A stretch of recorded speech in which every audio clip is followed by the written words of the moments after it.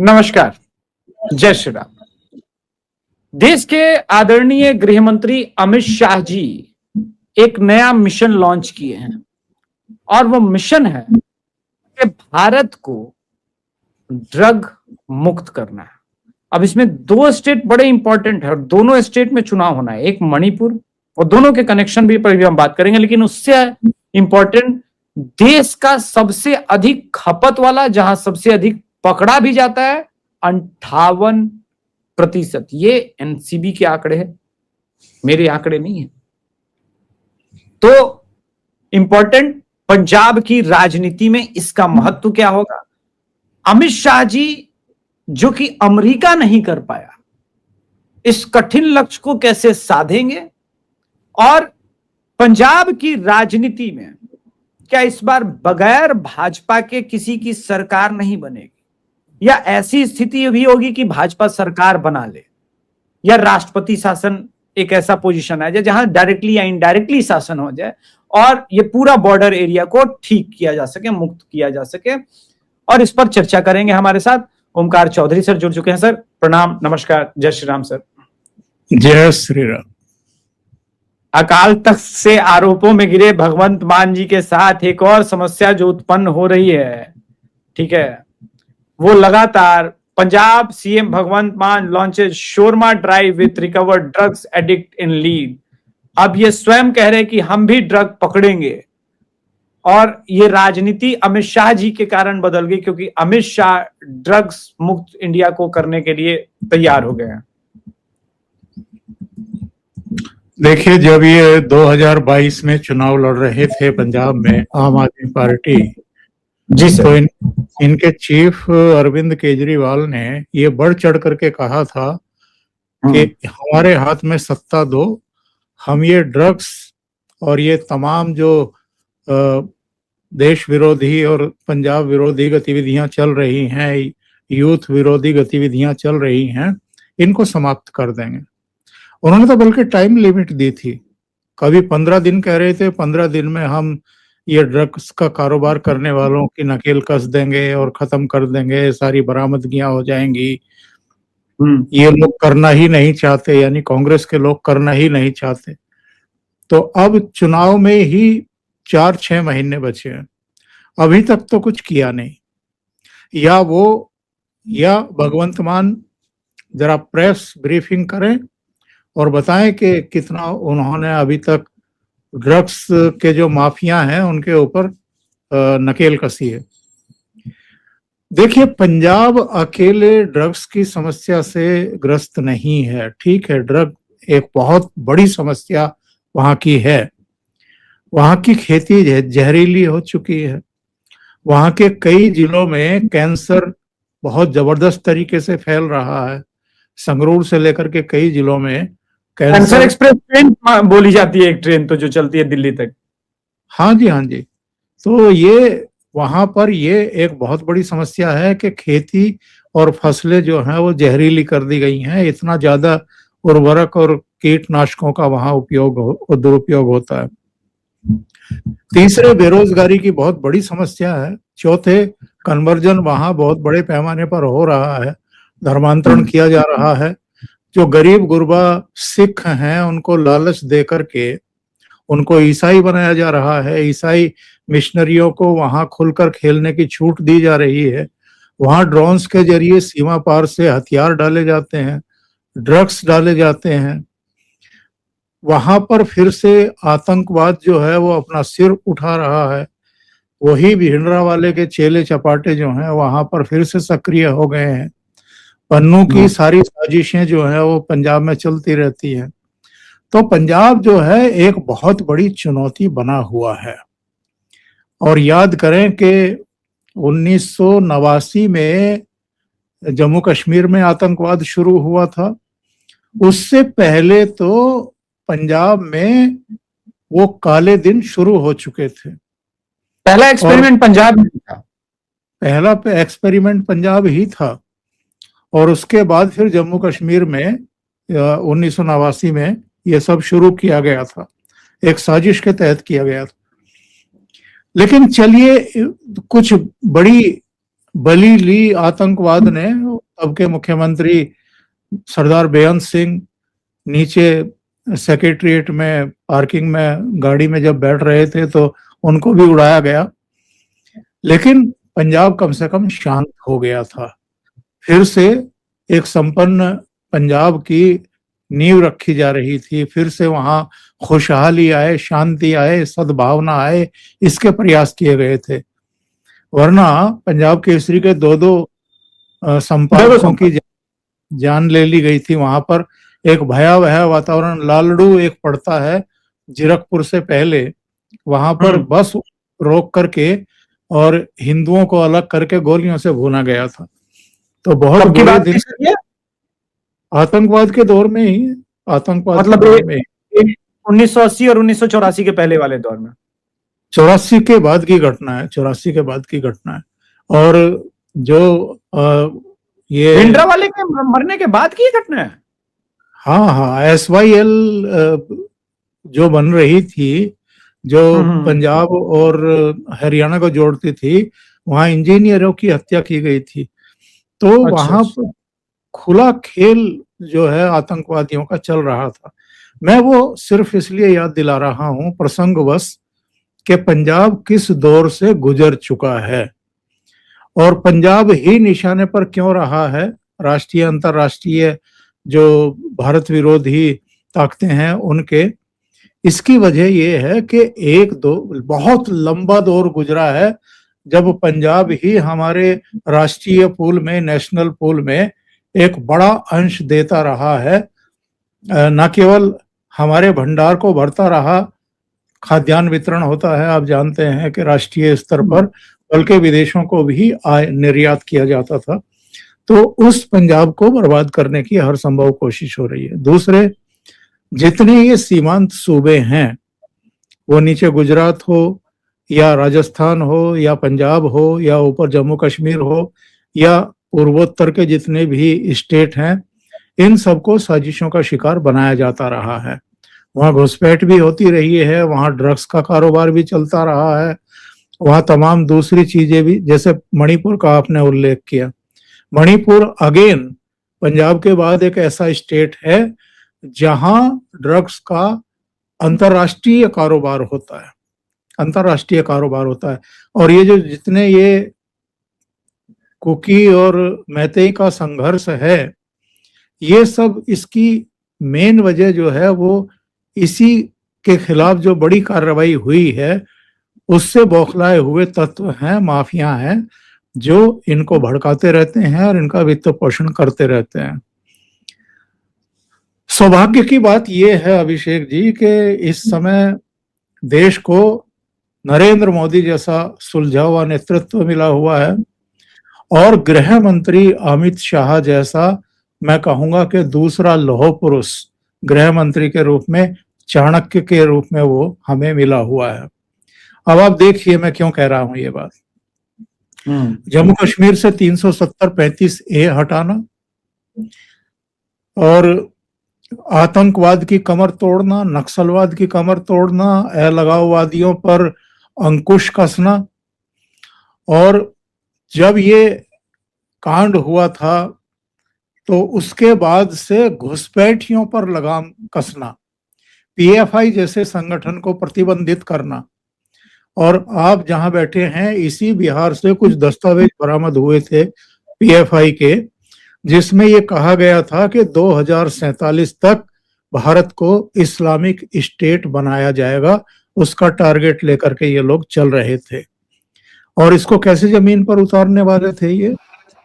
क्योंकि जितने सीमांत जिले हैं अलग अलग राज्यों के, वहां पर मुस्लिम आबादी को एक नियोजित तरीके से बसाया गया पिछले 1.5-2 दशक में।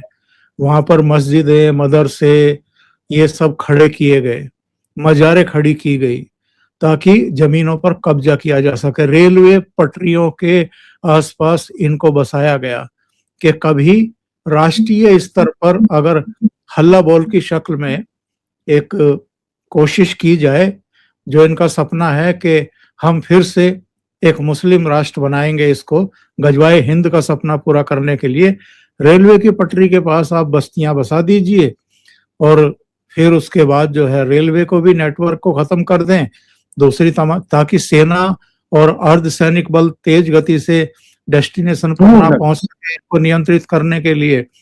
तो एक बहुत बड़ी साजिश जो है, और इसकी फंडिंग कहाँ कहाँ से नहीं हो रही है, खाड़ी देशों से लेकर के और पश्चिम के देशों तक और चाइना से लेकर के तमाम दूसरे इनके स्रोत हैं जो भारत के खिलाफ एक बहुत बड़ी साजिश रच रहे थे। लेकिन जैसा मैंने कहा कि सौभाग्य की बात है कि नरेंद्र मोदी जैसा नेतृत्व और होम मिनिस्टर के रूप में अमित शाह इस समय है। इस समय बहुत बड़े पैमाने पर कार्रवाई चल रही है। अमित शाह का ये बयान गौर करने लायक है कि सरहदों के 15 किलोमीटर अंदर तक जितने अवैध निर्माण हैं उन सबको गिरा दिया जाए।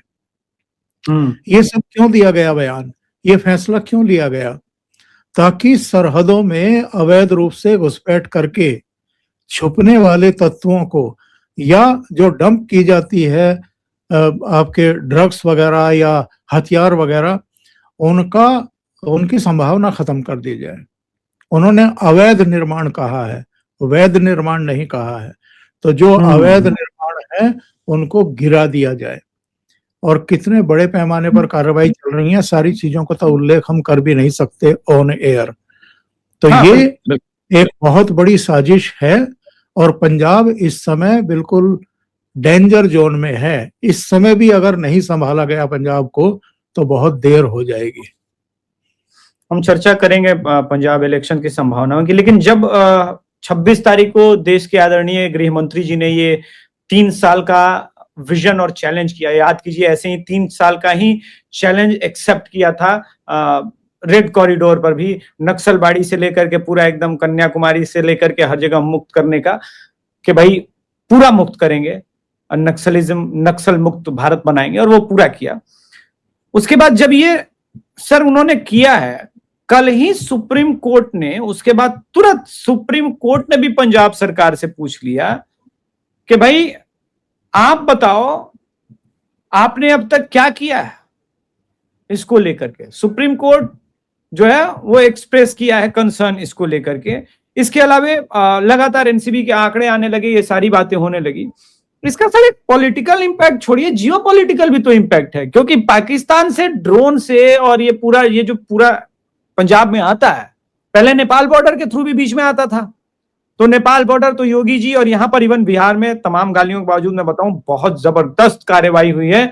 यहां पर बिहार पुलिस बहुत मुस्तैद है, और आज भी उज्बेकिस्तान की, इनफैक्ट कल उज्बेकिस्तान की 2 महिला जो नेपाल भाग रही थी उनको भी पकड़ा गया है।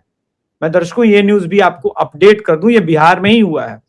तो बॉर्डर एरिया पहले नेपाल वगैरह सील किया गया, और अब ये सर इसका जियोपॉलिटिकल भी तो इंपैक्ट होगा। ये जो अलगाववादी हैं ये इसी नारकोटिक्स के पैसे पे तो पल रहे हैं ना सर। ये जो खालिस्तानी तत्व हैं इनके आपने बहुत ध्यान से, और दर्शकों ने खास तौर से, आप तो देखते ही हैं, बहुत ध्यान से इनके पोस्टर बैनर देखे होंगे। ये यूएस से लेकर के यूके, कनाडा, ऑस्ट्रेलिया, हर जगह जहां भी इनके प्रदर्शन होते हैं, इनके पोस्टर बैनर पर गुरमुखी में क्यों नहीं लिखा होता है खालिस्तान? वो अंग्रेजी में होता है, क्योंकि जो इनको फंडिंग कर रहे हैं इनकी, वो अंग्रेजी समझते हैं, गुरमुखी नहीं समझते हैं। और गुरमुखी से या गुरुओं से या पंजाबियत से इनका भी कोई लेना देना सच है नहीं। जो आपने प्रश्न किया ना कि ये जियोपॉलिटिकल मामला भी है और इसमें एक एंगल वो भी है, वो ही एंगल है। एक्चुअल में जो मूल पंजाबी है, मोस्टली पंजाबी हैं, अभी भी 95% जो पंजाब की जनता है वो शांति से रहना चाहती है, अमन से रहना चाहती है, रोजगार चाहती है, विकास चाहती है, और वो चाहती है कि उनके बच्चों के लिए संभावनाएं खुलें, रोजगार की अपॉर्चुनिटीज हों, यहाँ उद्योग धंधे आए, पूंजी निवेश आए, सब कुछ पहले की तरह मेरा हरियाला पंजाब जो है वो फिर से दिखाई देना शुरू हो जाए, अमन हो, वहां पर भांगड़े पाए जाए, तो ये सब चीजें जो है लोग चाहते हैं। वो नशे में झूमते हुए मुख्यमंत्री और नशे में झूमते हुए लोग सड़कों पर नहीं देखना चाहते हैं, या जहरीला खाना नहीं परोसना चाहते हैं देश के सामने और अपने बच्चों के सामने, या नहीं चाहते हैं कि वो कुछ सिरफिरे लोगों के दिमागों में जो ये खालिस्तान घुसा हुआ है इसके चक्कर में पड़ें या पथभ्रष्ट हो जाएं।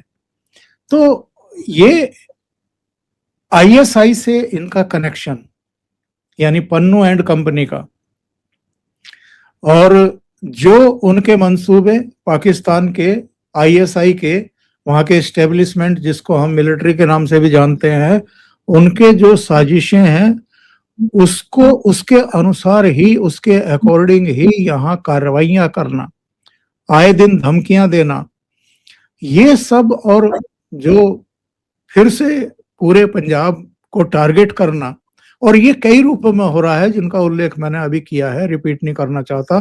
कन्वर्जन से लेकर के ड्रग्स, हथियार पहुंचाए जा रहे हैं, नई पीढ़ी को फिर से भ्रमित करने की कोशिश हो रही है, जगह जगह आतंकवाद की छुटपुट घटनाएं करवाई जा रही हैं, वो पकड़े भी जा रहे हैं। ऐसा नहीं है कि आम आदमी पार्टी की सरकार हाथ पर हाथ रखे बैठी है, लेकिन ये सवाल तो पूछे जाएंगे ना भगवंत मान और अरविंद केजरीवाल से कि जब से आप आए हैं तब से ये अचानक घटनाएं बढ़ क्यों गई है, ये नियंत्रित क्यों नहीं हो पा रही है। इसलिए सुप्रीम कोर्ट ने अगर प्रश्न किया है इनसे, तो वो ऐसे ही नहीं किया है। सुप्रीम कोर्ट के सामने भी सारी चीजें आ गई ना, सारे दस्तावेज आ गए, सारी जानकारियां आ गई कि इन्होंने किया क्या है। इसलिए ये लोग कटघरे में हैं। कहाँ तो ये कह रहे थे कि हर घर के लिए हम रोशनी उपलब्ध कराएंगे, और कहाँ पूरी बस्ती के लिए एक दिया उपलब्ध नहीं है। तो 5 साल में आपने किया क्या है, 4.5 साल में किया क्या है? तो ये सवाल तो अब पूछने का समय आ गया है ना।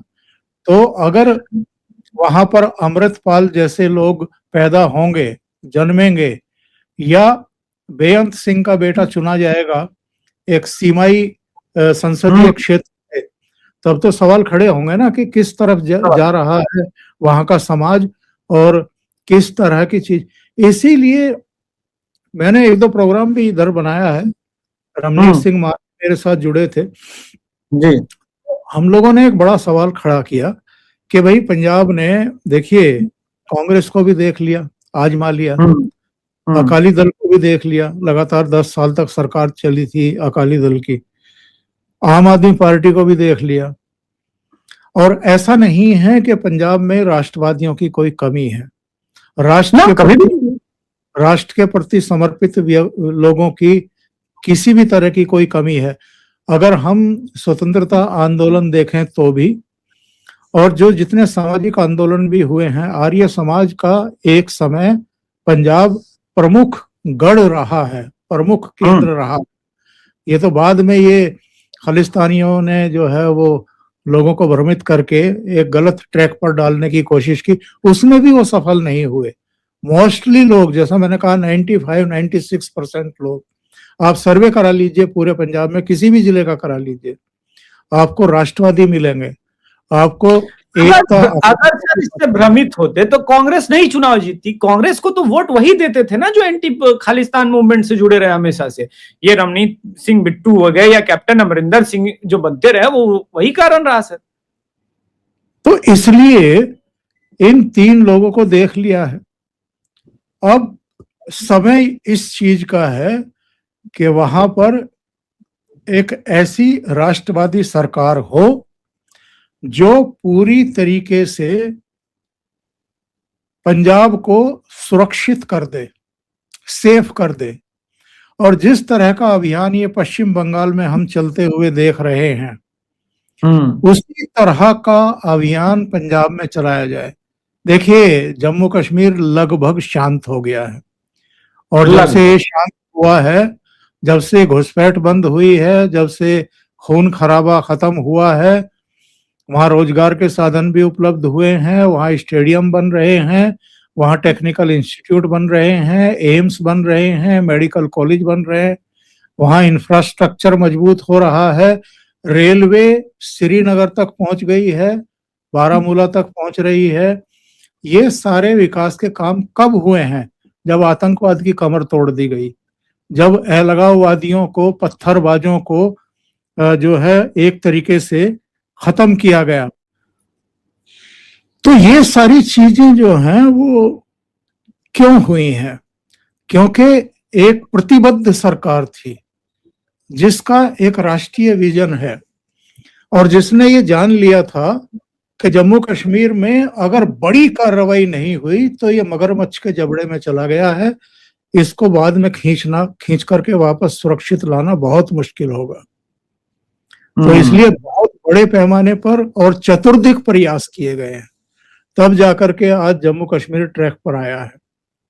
मैंने इसीलिए कहा था कि पंजाब जो है वो पंजाब भी बहुत खतरनाक मोड़ पर खड़ा हुआ है।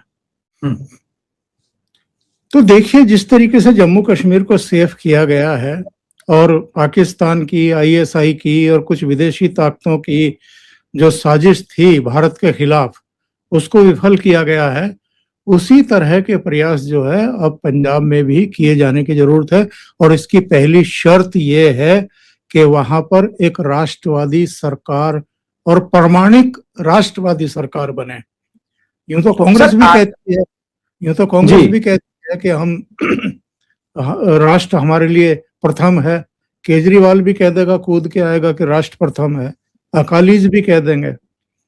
लेकिन जो वास्तव में प्रामाणिक हैं, जिन्होंने केवल राष्ट्र की चिंता की है, पार्टी के हितों की या परिवार के हितों की चिंता नहीं की है, तो ऐसी ही सरकार वहां पर इस समय चाहिए।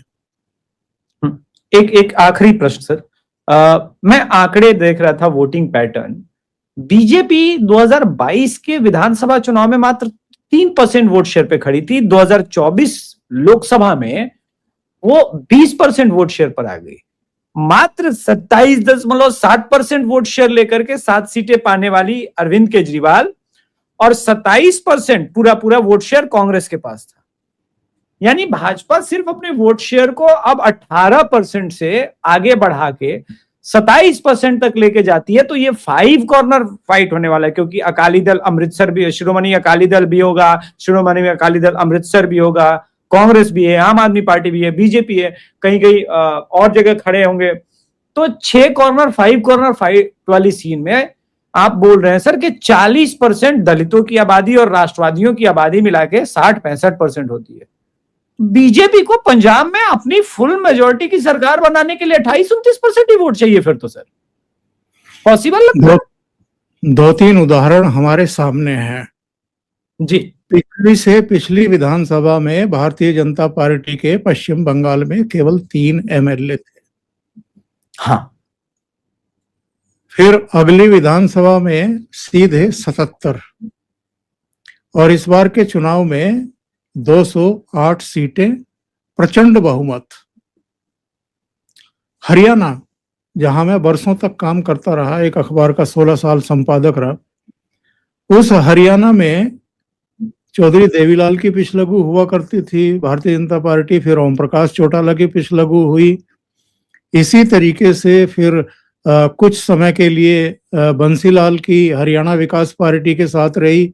उसके बाद फिर ये जनहित कांग्रेस बनाई थी, भजन लाल और कुलदीप बिश्नोई ने, उनके साथ गठबंधन में हो गई। भारतीय जनता पार्टी का वोट शेयर कभी भी हरियाणा में 10, 11, 12% से आगे नहीं बढ़ पाया था। और मैक्सिमम सीटें एक बार आई थी 17, तब देवीलाल की सरकार में सुषमा स्वराज शिक्षा मंत्री बनी थी, संभवतः शिक्षा महकमा ही उनके पास था। जी जी जी। कभी भी बड़ी पार्टी नहीं बन पाई। लेकिन 2013-14 में जब नरेंद्र मोदी की आंधी चल रही थी तो हरियाणा में उसने अकेले लड़ने का फैसला किया, जनहित कांग्रेस से नाता तोड़ा और अकेले लड़ने का साहस किया। नतीजतन 46 विधानसभा सीटें 90 के सदन में आ गई और इंडिपेंडेंटली अपनी सरकार बनी। मनोहर लाल खट्टर चीफ मिनिस्टर बन गए। ये 2 उदाहरण मैंने आपको बताए। तीसरा उदाहरण यही पंजाब है। पंजाब में अगर पिछले चुनाव के मुकाबले अचानक इतना वोट परसेंट बढ़ सकता है, तो जो एक स्पार्किंग है, जो एक माहौल इस समय चल रहा है, और जब मैं माहौल की बात कर रहा हूं तो मैं 2024 के लोकसभा चुनाव, उसके बाद के 11 विधानसभा चुनाव के नतीजे भी इसमें इंक्लूड करके चल रहा हूं। लोकसभा चुनाव में भारतीय जनता पार्टी को धक्का लगा, 240 सीटों पर अटक करके रह गई, यानी बहुमत से 32 सीट दूर रह गई। जो बीजेपी मुख्यालय में प्रधानमंत्री उस दिन पहुंचे थे, उनकी आंखों का जो सूनापन था, जो एक शिकवा शिकायत था कि मैं तो 24/7 देश के लिए मर खप रहा हूं, और जब एक निर्णायक घड़ी आई तो आपके आलस की वजह से या लापरवाही की वजह से या जातियों में विभक्त होने की वजह से आज ये स्थिति हो गई है कि तीसरी बार प्रधानमंत्री बनने की सूरत तो आ गई है, लेकिन एक कमजोरी रहेगी। वो जो आंखों में एक सूनापन देखा था, अनकहा शिकवा शिकायत देखी थी, उसी का नतीजा है कि उसके बाद जितने चुनाव हुए हैं उनमें से 11 में से 7 में बीजेपी और एनडीए की सरकारें बनी हैं, चीफ मिनिस्टर बने हैं। केवल जम्मू कश्मीर, झारखंड, केरल और तमिलनाडु, ये 4 स्टेट ऐसे हैं जहां पर गैर भाजपा दलों की सरकार बनी है। वरना 7 में और प्रचंड बहुमत के साथ सरकारें बनना, इसका मतलब ये है कि सनातनी इकट्ठा हो रहा है, राष्ट्रवादी इकट्ठा हो रहे हैं, बीजेपी को कमजोर करने वालों को पूरी तरीके से नेस्तनाबूद करने का जैसे देश ने मन बना लिया है। इसलिए मैं कह रहा हूं कि ये जो हम पैटर्न देख रहे हैं, ये जो ट्रेंड देख रहे हैं इस समय, यही ट्रेंड अगर पंजाब में चल गया तो आपके मुंह में घी शक्कर जो आप कह रहे हैं वो हमें होता हुआ दिखाई देगा इस बार। चलिए, तो दर्शकों, आज के संस्करण में इतना है। हमारे साथ ओशियन नेटवर्क और चैनल से जुड़े हुए थे ओमकार चौधरी सर। वर्षों का अनुभव है, पंजाब की राजनीति का अनुभव है, और पंजाब में मैं बार बार कह रहा हूं, इस बार यूपी चुनाव से अधिक इंटरेस्टिंग आपको पंजाब चुनाव होता हुआ दिखेगा। पंजाब चुनाव में नायब सिंह सैनी साहब का भी एक फैक्टर नजर आएगा, मैं लिख के देता हूं, गारंटी देता हूं। और वो फैक्टर अगर 3-4% जंप ले गया तो आई रियली डोंट नो, मैं ये अभी कह रहा हूं कि हम हो सकता है एक सुनामी जैसा भी वहां पर कुछ देखें, अनप्रेसिडेंटेड, फिर लोग कहेंगे ईवीएम हैक हो गया। तो हम लोग आगे चर्चा करते रहेंगे ओशियन नेटवर्क पर भी, अभिषेक तिवारी शो पर भी। आप दोनों चैनल को इसी प्रकार से प्यार देते रहिए, सब्सक्राइब कीजिए, लाइक कीजिए, शेयर कीजिए। धन्यवाद, प्रणाम सर। जय हिंद, जय जय श्री राम।